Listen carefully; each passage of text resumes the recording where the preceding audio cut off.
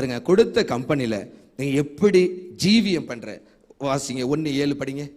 அவனுக்கு ஒரு செலக்ஷன் நடந்தது. செலக்ஷன் நடந்தப்ப சும்மா கொண்டு விட்டுலாம் போயெல்லாம் இது பண்ணல. படிங்க சிஸ்டர். ஆமா, தானியேலுக்கு ஆமா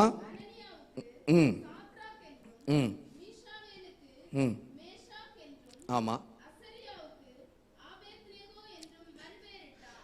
கையப்பிடிங்க. இப்ப இதுக்கும் கையப்பிடிங்க, எல்லாத்துக்கும் சொல்றேன். கையப்பிடிச்சு கேளுங்க. எப்பா சொல்லுங்க, நான் சொல்றது. எப்பா உன் ஆபீஸ்ல உன்னை பார்த்து கிறிஸ்தவன்னு சொல்றானா, இவனை ஏன்டா கொண்டாந்து போட்டாங்கன்னு சொல்றான்.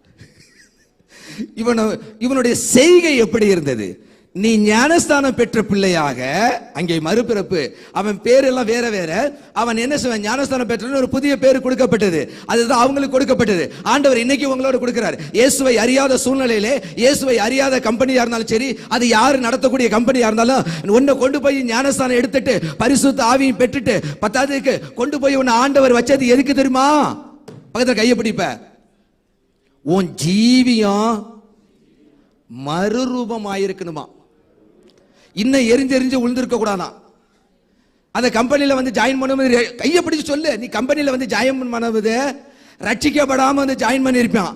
இல்ல இந்த சபைக்கு ரட்சிக்கப்படாம கூட வந்திருப்பியான். இந்த நாட்டுக்கு நீ ரட்சிக்கப்படாம கூட வந்திருப்பியான். ஆண்டவர் உன்னை ரட்சித்து கொண்டு போய் அந்த கம்பெனில வச்சதுக்கு அப்புறம் உன்னை 2 வருஷத்துக்கு முன்னாடி பார்த்தோன்னே, இதெல்லாம் அட்டமன் கேரக்டரா, நாய் மாதிரி போட்டு புரண்டிக்கிட்டே இருக்குடா அப்படின்னு சொல்லி உன்னை செஞ்சிருப்பாங்களாம். ஆனா அந்த இயேசு உங்களுக்குள்ள வந்து ரட்சிக்கப்பட்டு கிருபையினாலே நீங்க மீட்டு கொண்டு ஞானஸ்தானம் எடுத்தோன்னே உன்னுடைய சுபாவம் மாற்றப்பட்டு இருக்கிறா. மாற்றப்படலையா சார்? வித்தியாசமா ஆண்டவர் பேசுறாரு. உன் சுபாவம் மாற்றப்பட்டு இருந்துச்சுன்னா அந்த மிஷன் ஃபீல்ட கர்த்தர் இந்நேரம் உனக்கு அங்க 10 ஆத்மா கொடுத்திருப்பார். பக்கத்துல கையப்படி, பக்கத்துல கையப்படி. உன்னை கண்டு எவனாச்சும் சர்ச்சுக்கு வரானா உன் கம்பெனியில? இல்ல உன்னை கண்டு விரண்டு ஓடுறானாச்சா? விளங்குதா? ஐயோ, எல்லாம் ஒரு மாதிரியா தான் பாக்குறீங்க. கர்த்தர் நல்லவர். உங்களுக்கு இன்னைக்கு உங்க மண்டை இன்னைக்கு ஆபரேஷன் பண்ணாம விட மாட்டேன்னு சொல்லிட்டார். 4.5 மணி நேரம் உட்காந்து இந்த காரியத்தை ஆண்டவர்கிட்ட கேட்டு வாங்க. கர்த்தர் உதவி செஞ்சார். அவருடைய நாம மகிமைப்படட்டும். கைகளை தட்டி இயேசு மகிமைப்படுத்து. இயேசு ஒருவர் மாத்திரமே மகிமைப்படுவாராக.